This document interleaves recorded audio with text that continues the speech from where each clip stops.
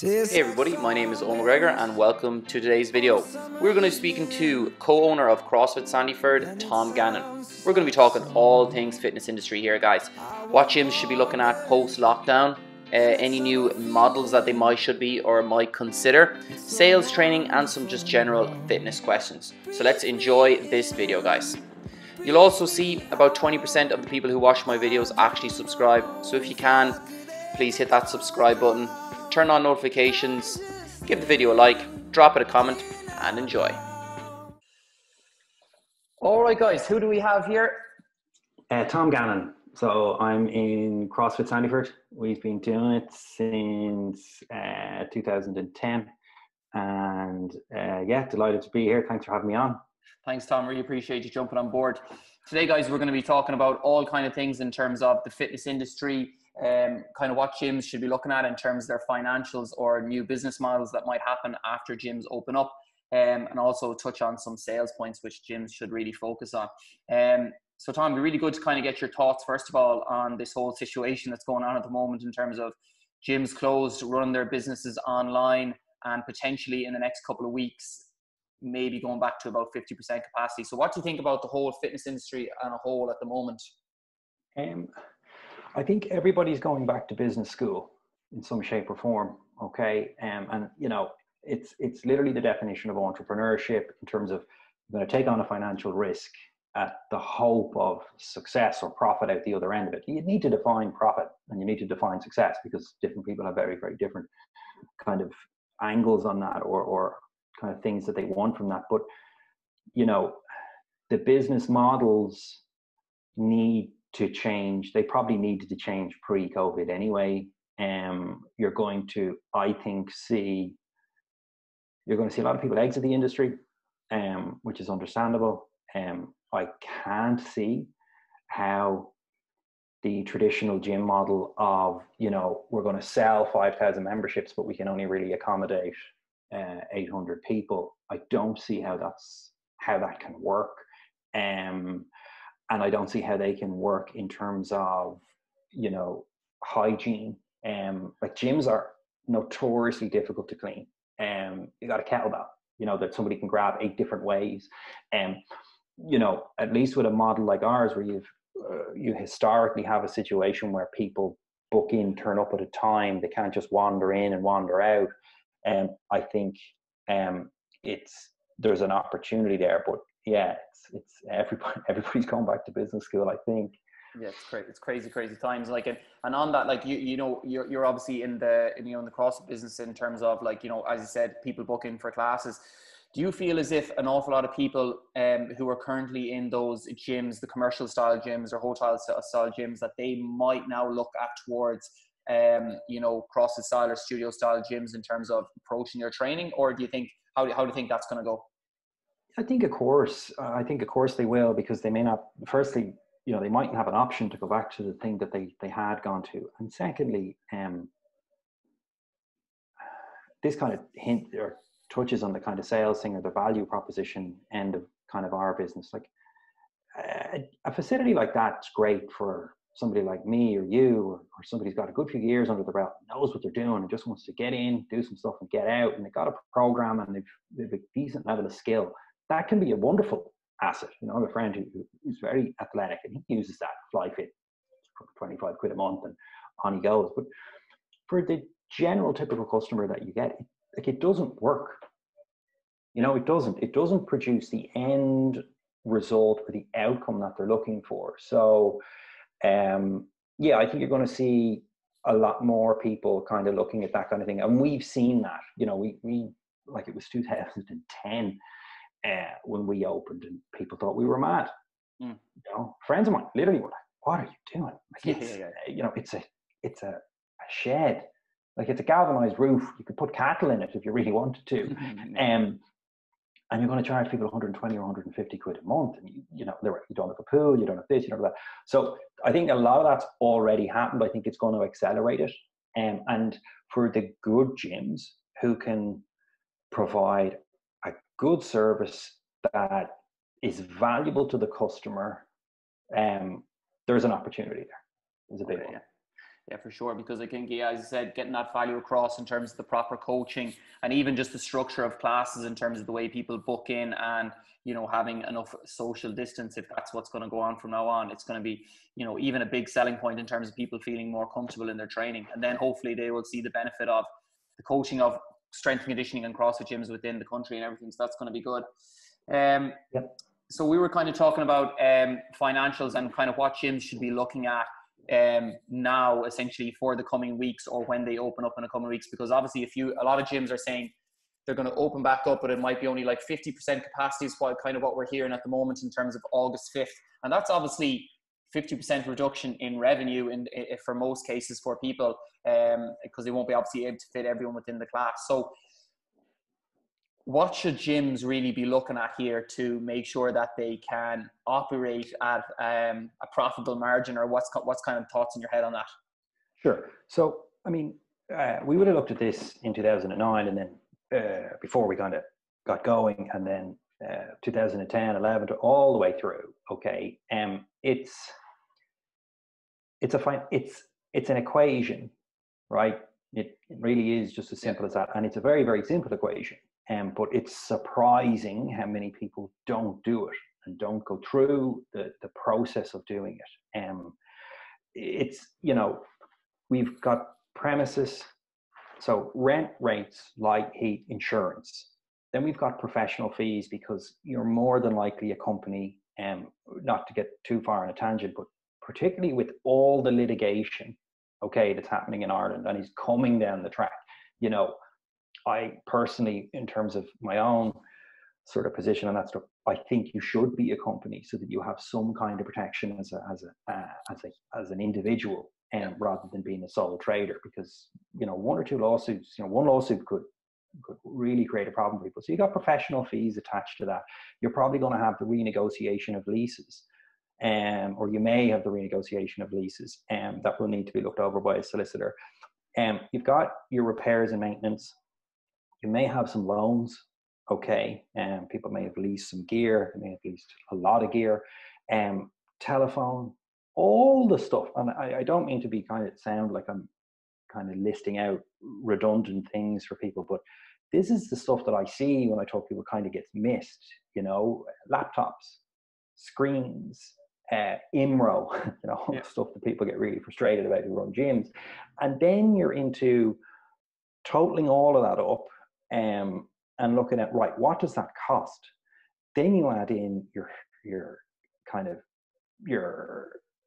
owner's remuneration, okay, and then staffing, and then you're probably going to multiply that number by about 1.15, because you've got a VAT rate, you have bank charges and Stripe charges, and you've a whole host of other stuff. That's the bottom number. And then you figure out how many units you have in theory, okay, that you can sell, and that could be across a couple of different things. You might do nutrition coaching during the day, you might do a couple of PTs, you might do classes, and then you work those numbers out, figure out, right, what do I need to charge to break even? Okay. And then what do I need to charge to make X? And you can adjust those figures in there. Like, there's some guys in there, you know, and their personal circumstances are really, really different. Their parents own the building, they want to make 35 grand a year, and, you know, happy days, they don't have a whole lot of rent, and on they go. And then, you know, you've got other guys you're trying to support, you know, a partner, might have some kids, they've got, you know, reasonably lumpy rent, and, you know, that's a completely different situation, which is why I'm always surprised when you hear people or you talk to guys and they're like, you know, where'd you come up with your pricing model? And you'll quite regularly get, oh, well, your man down the road he's charging 180, so I said I'd charge 150. Yeah, it's like, well, your man down the road, he mightn't know what he's doing either. So that's it. And like, that's universal to every business. I want to open a car valeting business, I want to open a barber shop, I want to open, you know, professional services business, you know, they're my costs. This is what I need to earn. This is what I want to earn. How do I work that out? And it's, you know, it's so important to do that, because if you don't, you get into this, you can, and I've seen this happen, guys, and I've had guys get in touch with me, and it's really hard to kind of work backwards with it, because they get to a point where they're up and running and they're servicing clients and they're dealing with all the stuff, and they're never going to make money. Yeah, they're not making anything. Yeah. Like the thing's almost full. Yeah. And you know, like you've been in this industry a long time, and you know, it's every industry is difficult, and you're sitting there and you're like, there's no money left. Mm-hmm. And that's, you know, you're sitting there with, you know, you've put savings, you've capital, you've sweat, you're you know, all the stuff in it, and you're not making any money. And it's a very avoidable situation. So my real hope for anybody who's watching this is, like, they're sitting down and going through these numbers and working out pricing models and going from there, because anything else won't work. Yeah. So like, let's say they've got their basics right, and they feel as if, like you said, they've came up to the assumption that, that, you know, they're not charging enough or something like that. Surely now is the right time for them to adjust their pricing model because of the demand that might come towards their services or their business in the coming weeks with the changes and stuff like that. So surely now is the time for those businesses to say, okay, this is the time for me to hike up? Or do you think that no, wait a while, or what's kind of the best approach towards that? I look at it from a point of view, like, it's not really it's not an option. That the price is dictated by the costs and the owner's kind of appetite for work. Some guys want to work 30 hours a week, other guys will work 60 hours a week all year, and how much they want to, you know, how much they need to earn break-even points, and then what can they sell? Yeah. You know? Yeah. Like, that's a whole other kind of layer of stuff. But, you know, the pricing model has to be worked out. I look at this and think about it from the point of view of, if I was going to go to a venture capitalist fund or an angel investor, right, and I laid the whole thing out, you know, somebody sitting there, they've got a lump of money and they want to gamble it, which is what these guys are doing. You know, would they look at it and go, yeah, seems solid? And like, you can book time with, there's plenty of people who know how to do this stuff, if people are willing to, you know, invest that money, and I truly mean the word invest, and get someone to talk them through. So, you know, to answer your question, the pricing thing, I don't think it's a case of whether people should put prices up or put prices down because of COVID. It's put prices up, put prices down because of the business model and their cost base. You know, and you know, there's lots of different examples of that. Like, if a guy is paying 200 quid a month rent and his dad owns the unit, you know, his personal rent is 200 quid a month for his house, because, you know, he's no more a mortgage, and his dad owns the unit and said he could have it. Well, he's got an extraordinary different, you know, model and pricing structure than, you know, somebody who is in a very, very different scenario. And the difficulty I find with the fitness industry is, because it's so unregulated and it's so new on the grand scheme of things, like, nobody, like, publicans have been doing this for a long time and they kind of know what they're at. Okay. Yeah. So they, you know, they understand that they have to make money. They understand that there's risk and all that kind of stuff. But fitness stuff seems it's catching up, I think, which is nice, but it's still got a long way to go. And sorry if I'm kind of rambling, but I think that's the thing. The pricing has to be attached to the business model. Yeah. So the basics. Otherwise, yeah. And it really is the basics. And like, let's say they've got their basics right and they've got their pricing right, but now there's another little thing that they need to think about, which is the whole possibility now that the capacity could be down in terms of gyms for the next couple of months. So let's say a gym could only run at 50% for that. What's your kind of thoughts on that? Like, do you have any advice on that kind of stuff, or how gyms should approach it? Or, because it's a tricky one, because if a gym is used to, I suppose, packing out their gym all the time, so they've got a regular sized unit, there's like 20 people in, the place is rammed all the time, but now they can only fit, with the social distancing rules, I don't know, maybe 5 to 8 people. Okay, so they're now down 50% or even more on their capacity. So what's your kind of thoughts on that? It's going to be a tricky situation for gyms, especially people who are tight already. It is, but you know, you'd have to test a couple of different things. Like, I don't know, I could have this wrong. Did Twitter announce it? Nobody needs to go back to the offices. Everyone can work from home. That was a nice. I think that was a nice publicity stunt by them. But I think they when I read into that one actually a little bit more, they did the CEO came out with it all right. But I think that it's on offer. But I think most people want to get out of their houses. Yeah. So like what you might find is that that there's more times now where people can train. So you may still be able to serve the same number of people, you know, from the unit, but you're going to have to put on more kind of classes at times, and that's where this stuff all gets tricky, and why those numbers are like, you can't, like, I don't want to keep hammering, but like, you can't do this without doing your due diligence and actually calculating stuff. We've just gone into this thing on a wing and a prayer, like it won't work, and like it's costly in so many ways for people. People get tied up in debt, right? They owe the bank 60, 70 grand, and they're under pressure. And, you know, there's not big margins in these businesses. So, you know, I would look at that in terms of, okay, well, hang on a minute. Could I put on a class at 4 p.m. that I typically didn't have? But with something like that, you know, a new staffing cost, you know, which you can't ignore. Like, you know, and again, you're doing this long enough, like, this is a real kind of, I feel really strongly in this, like, if I can help, or my team can help a guy, let's say he's in his mid-30s, he loses 1.5 stone of fat, right?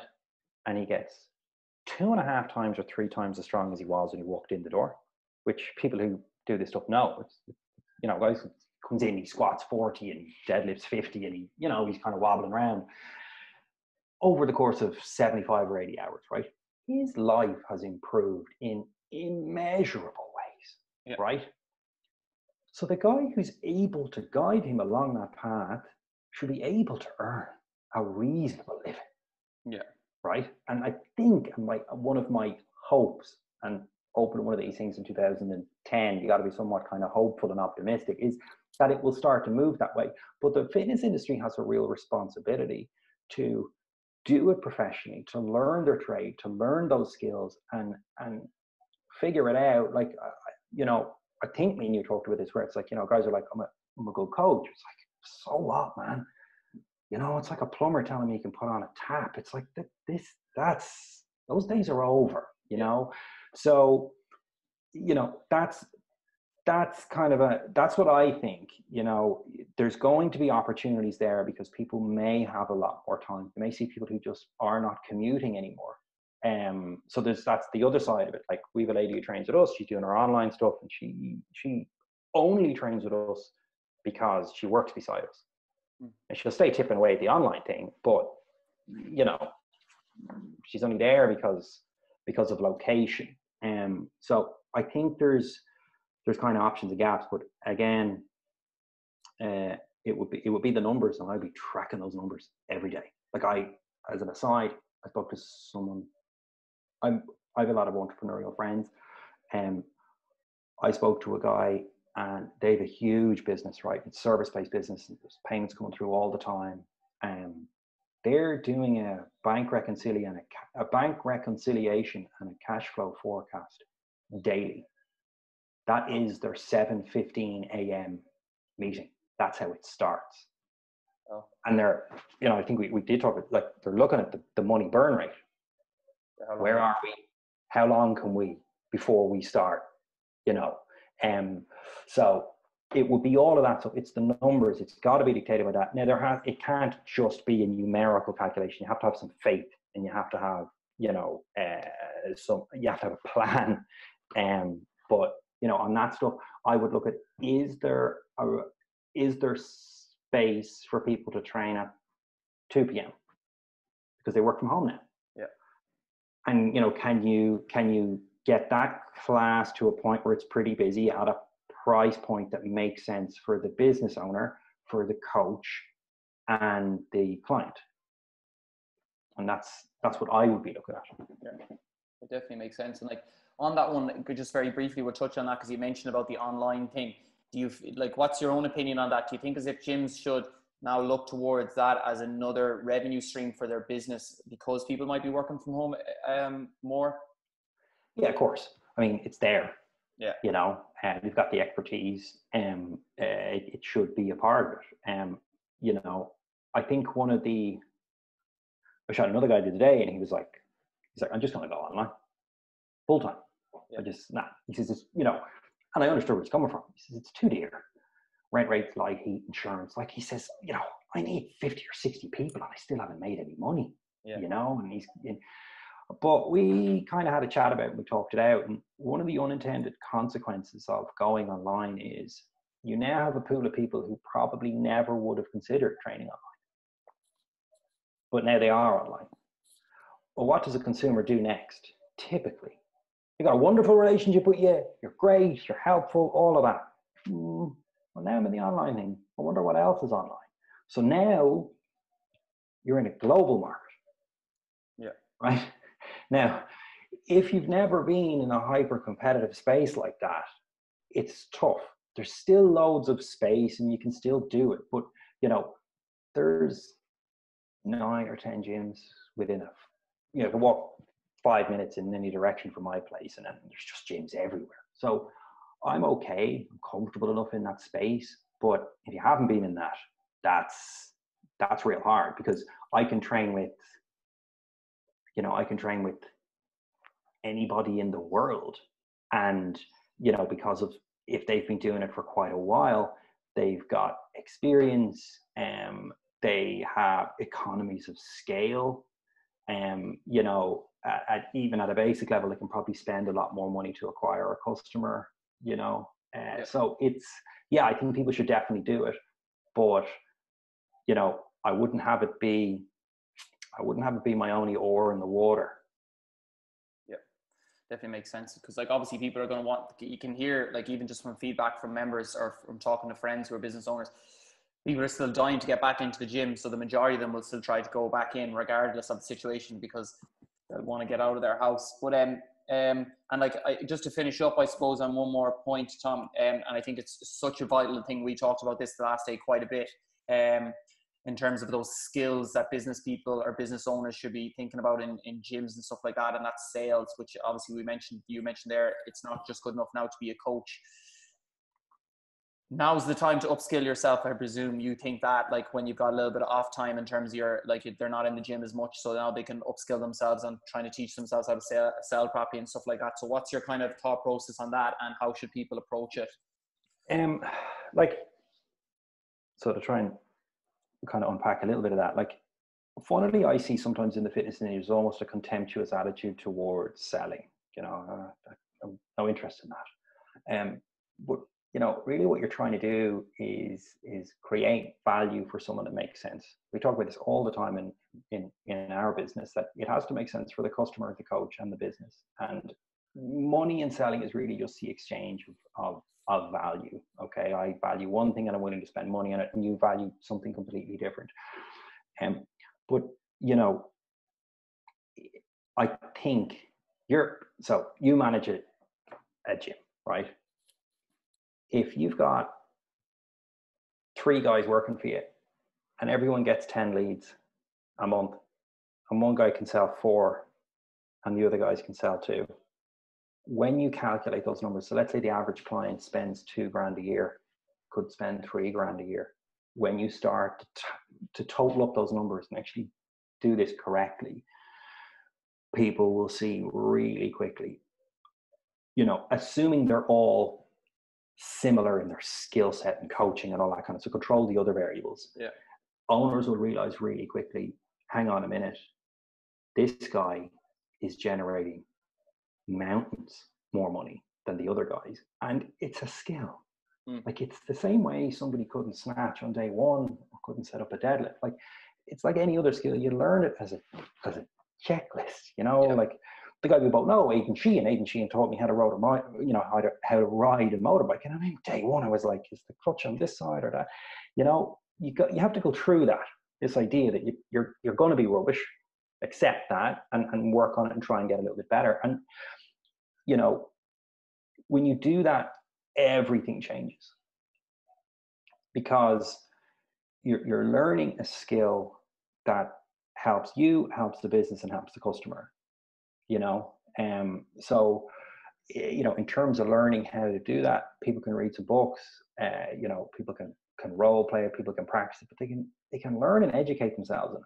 Like, there's a reason why there's a guy out there who's making £250,000 a year, every year, in technology sales. He's making more money than an orthopedic surgeon because he is putting money on the board. And I know it sounds really crude, but, you know, ultimately that's how the whole thing operates. And he's getting people into the system. So it's just so important. And that's the way kind of business works. And like, thing I see with a professionally done sales system is you end up with a much better culture, which I think some guys like lose sight of that. When you know what you're selling, who you're selling it to, what the value of it is, and you're also confident enough and you can kind of sell on demand to walk away from a deal, you end up with this ecosystem of people, which anyone who runs a gym knows is so important, who kind of should be there. Yeah.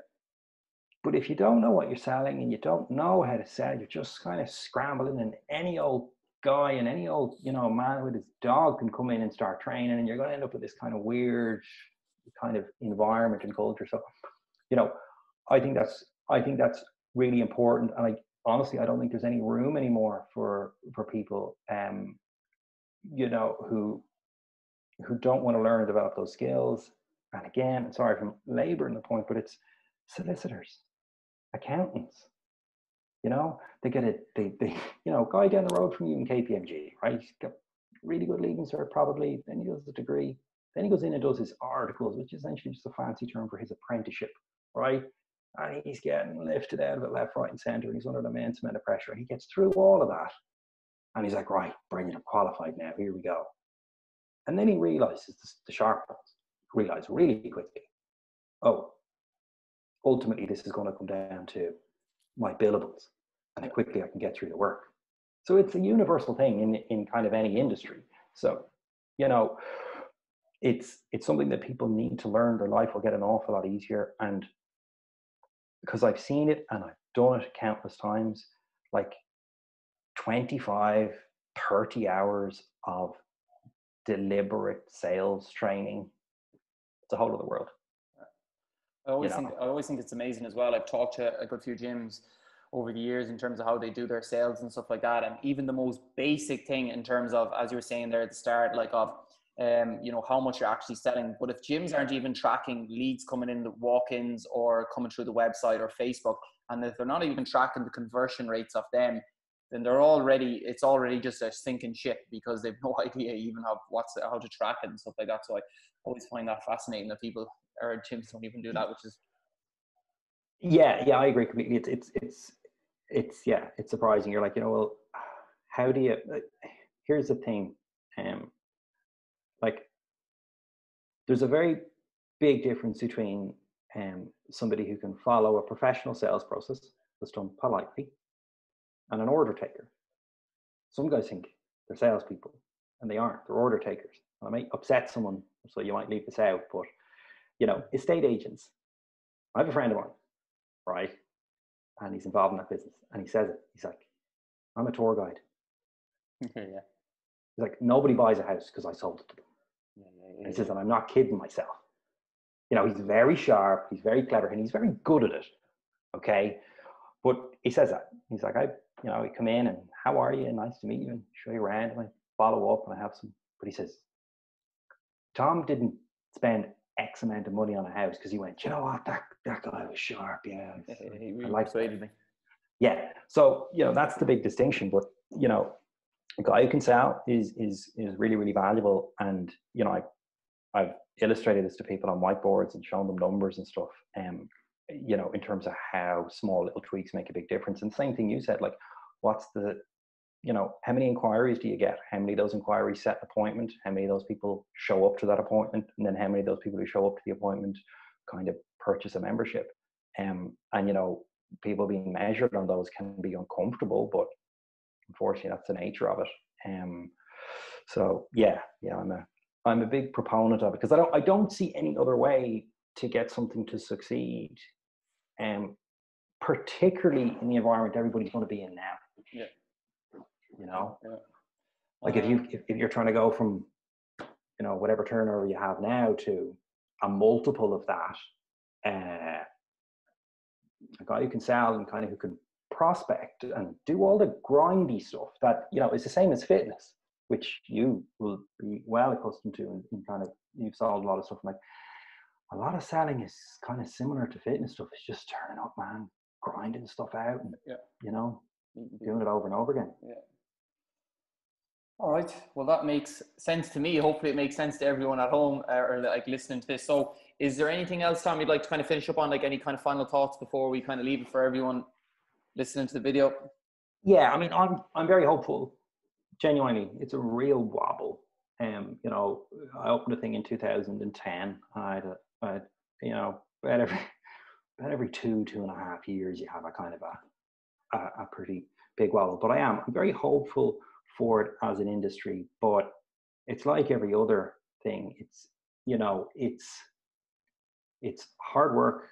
You gotta develop skill sets, and particularly if you've made the decision to be an entrepreneur, like it's a whole different world. You've got so many different departments that you need to be aware of. So get help. Like, I